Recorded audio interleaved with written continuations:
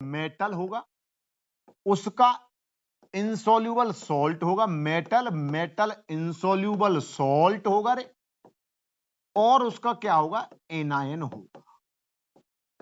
बात समझ में आ रही है? बात समझ में आ रही है दोस्तों? तो मेटल और मेटल इंसोल्यूबल सॉल्ट और जो उसका एनायन है ना, काम तो यहां भी वही होंगे। क्या? पहले पढ़ते हैं फोटो। फोटो में क्या ध्यान रखना है? फोटो में यह ध्यान रखना है कि मैंने अभी तक सभी को किसके लिए पढ़ा, कैथोड के लिए, तो इसको भी किसके लिए पढ़ूंगा, कैथोड के लिए पढ़ूंगा। ठीक है, लेकिन ये तुम्हारे लिए थोड़ा सा नया है। कैसे भाई? देख, इसमें क्या वजह, सिंपल अगर मैं बात करूं, एजी मेटल है, AgCl इसका इंसोल्यूबल सॉल्ट है, ठीक है, और एनाइन कौन है, तो इसका Cl नेगेटिव एनाइन है। इस तरीके से तुम्हें पेपर में मिलेगा। लेकिन तुम्हें यहां सबसे ज्यादा दिक्कत आएगी ना, वो कैथोड और एनोड पहचानने में आएगी रे। मतलब कहने का क्या है? मतलब कहने का ये है कि अगर मैं सेल को ऐसे लिख दूं, या तो मैं ऐसे लिख दूं, ठीक है, या मैं इसको ऐसे भी लिख सकता हूं, ठीक है ना, क्योंकि दोनों सॉलिड फॉर्म में यूज कर रहे हैं। लेकिन ये जो है, ये कौन है भैया? ये प्योर सॉलिड है। और ये कौन है? ये इसका इनसॉल्युबल सॉल्ट है, लेकिन है तो सॉलिड ही। और अगर मैं इसके रेस्पेक्ट में बात करूं तो ये कौन है? एनाइन है।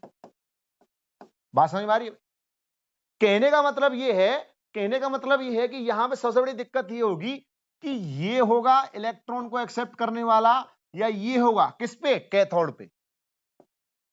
किस पे रे? कैथोड पे।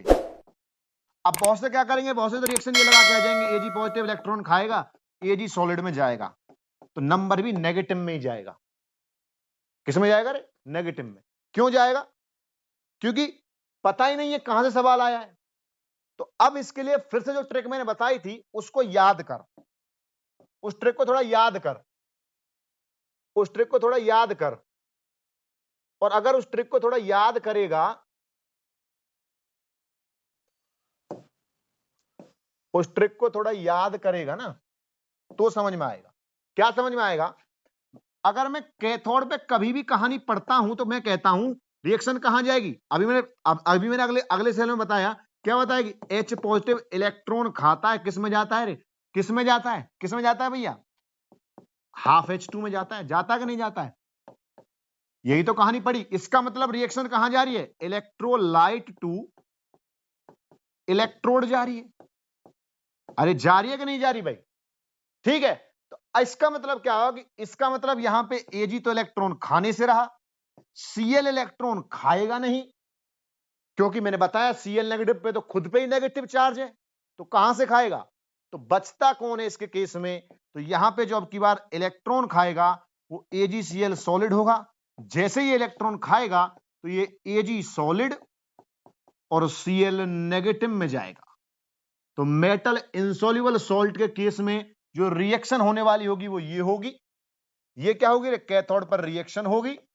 और अगर मैं फोटो की बात करूं, अगर मैं फोटो की बात करूं तो फोटो क्या है रे?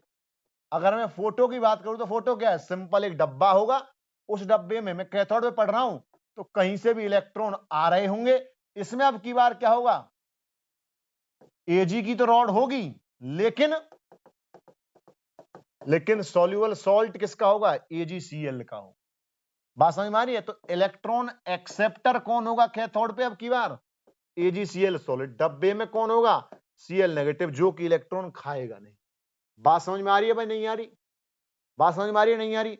फोटो पेपर में कोई नहीं पूछेगा, सेल रिप्रेजेंटेशन पूछेगा या ई नॉट सेल की वैल्यू पूछेगा। अब बात आती है किस पे? अगला पॉइंट क्या बचता है? रिप्रेजेंटेशन। रिप्रेजेंटेशन कैथोड पे कहां से कहां? Electrolyte to electrode, electrolyte to electrode.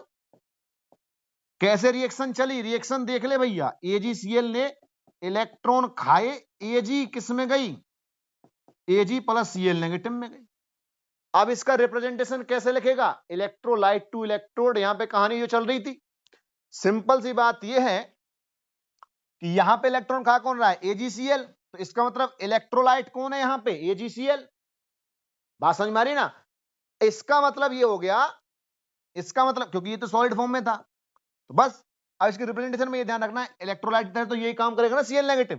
तो कैसे होगा? सिंपल Cl नेगेटिव, AgCl, और कहां जा रही है रिएक्शन? Ag पे। तो ये क्या होगी भैया, इसकी सेल रिप्रेजेंटेशन होगी। बोलो भाई बात समझ में आई या नहीं आई?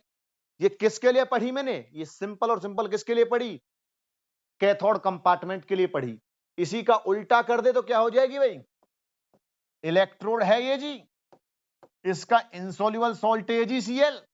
बेशक इसको फेज को हटा के तू, क्योंकि दोनों एग्जिस्ट कर, लेकिन ये प्योर फॉर्म का है, इसलिए मैं थोड़ा सा फेज रिप्रेजेंटेशन करना चाहता हूं। और ये किसकी हो जाएगी रे? ये एनोड की हो जाएगी भैया। बात समझ में आई है नहीं आई भाई?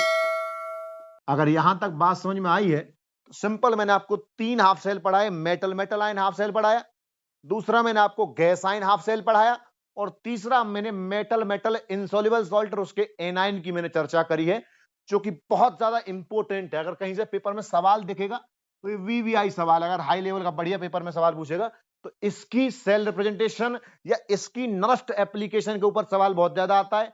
अभी मैं जब इसका नरस्ट की एप्लीकेशन पढ़ाऊंगा तो उसमें एक पॉइंट होता है KSP कैलकुलेट करना, सॉल्युबल प्रोडक्ट कैलकुलेट करना, तब भी मैं वहां ऐसे सॉल्टों की चर्चा करूंगा। ठीक है ना? बस समझ में आई भाई? तो यहां पे मेरे 3 सॉल्ट खत्म, 3 हाफ सेल खत्म हो जाते हैं।